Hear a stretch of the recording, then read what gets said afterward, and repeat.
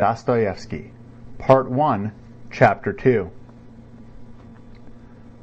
I want now to tell you, gentlemen, whether you care to hear it or not, why I could not even become an insect. I tell you solemnly that I have many times tried to become an insect, but I was not equal even to that. I swear, gentlemen, that to be too conscious is an illness, a real thoroughgoing illness.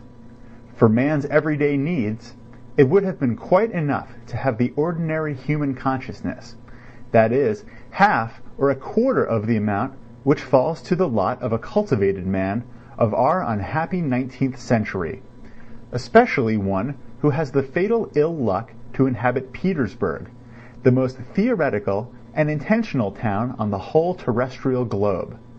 There are intentional and unintentional towns. It would have been quite enough, for instance, to have the consciousness by which all so-called direct persons and men of action live. I bet you think I am writing all this from affectation, to be witty at the expense of men of action, and what is more, that from ill-bred affectation I am clanking a sword like my officer. But gentlemen, whoever can pride himself on his diseases and even swagger over them? Though, after all, everyone does do that. People do pride themselves on their diseases, and I do, maybe more than anyone. We will not dispute it. My contention was absurd. But yet, I am firmly persuaded that a great deal of consciousness, every sort of consciousness, in fact, is a disease. I stick to that. Let us leave that, too, for a minute. Tell me this. Why does it happen that at the very moments when I am most capable of feeling every refinement of all that is sublime and beautiful, as they used to say at one time, it would, as though of design, happen to me not only to feel, but to do such ugly things, such that, well, in short, actions that all, perhaps, commit, but which, as though purposely, occurred to me at the very time when I was most conscious that they ought not to be committed. The more conscious I was of goodness and of all that was sublime and beautiful, the more deeply I sank into my mire, and the more ready I was to sink in it altogether. But the chief point was that all this was, as it were, not accidental in me, but as though it were bound to be so. It was as though it were my most normal condition, and not in the least disease or depravity, so that at last all desire in me to struggle against this depravity passed. It ended by my almost believing, perhaps actually believing, that this was perhaps my normal condition. But at first, in the beginning, what agonies I endured in that struggle! I did not believe it was the same with other people, and all my life I hid this fact about myself as a secret. I was ashamed. Even now, perhaps, I am ashamed.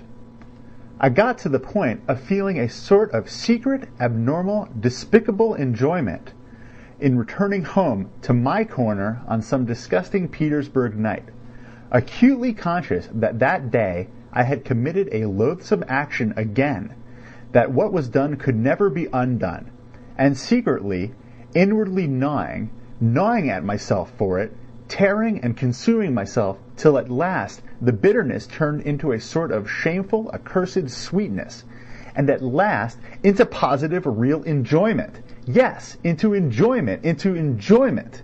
I insist upon that. I have spoken of this because I keep wanting to know for a fact whether other people feel such enjoyment. I will explain. The enjoyment was just from the too intense consciousness of one's own degradation. It was from feeling oneself that one had reached the last barrier, that it was horrible, but that it could not be otherwise, that there was no escape for you, that you never could become a different man, that even if time and faith were still left you to change into something different, you would most likely not wish to change. Or if you did wish to, even then you would do nothing, because perhaps in reality there was nothing for you to change into. And the worst of it was, and the root of it all, that it was all in accord with the normal, fundamental laws of overacute consciousness, and with the inertia that was the direct result of those laws, and that consequently one was not only unable to change, but could do absolutely nothing. Thus it would follow, as a result of acute consciousness, that one is not to blame in being a scoundrel, as though that were any consolation to the scoundrel once he has come to realize that he actually is a scoundrel. But enough. I have talked a lot of nonsense, but what have I explained? How is enjoyment in this to be explained? But I will explain it. I will get to the bottom of it. That is why I have taken up my pen. I, for instance, have a great deal of amour-propre. I am as suspicious and prone to take offense as a humpback or a dwarf. But upon my word, I sometimes have had moments when if I had happened to be slapped in the face, I should, perhaps, have been positively glad of it. I say, in earnest, that I should probably have been able to discover, even in that, a peculiar sort of enjoyment.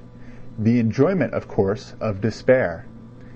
But in despair, there are the most intense enjoyments, especially when one is very acutely conscious of the hopelessness of one's position.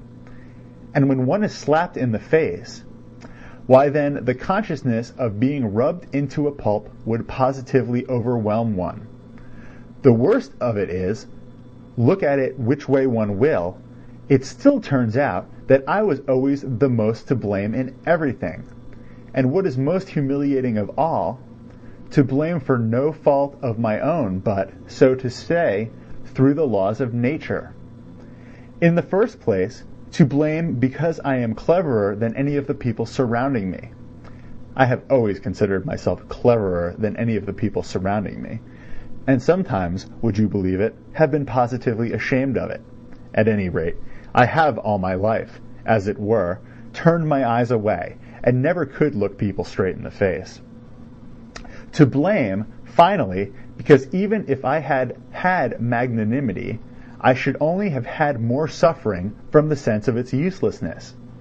I should certainly have never been able to do anything from being magnanimous, neither to forgive, for my assailant would perhaps have slapped me from the laws of nature, and one cannot forgive the laws of nature, nor to forget, for even if it were owing to the laws of nature, it is insulting all the same.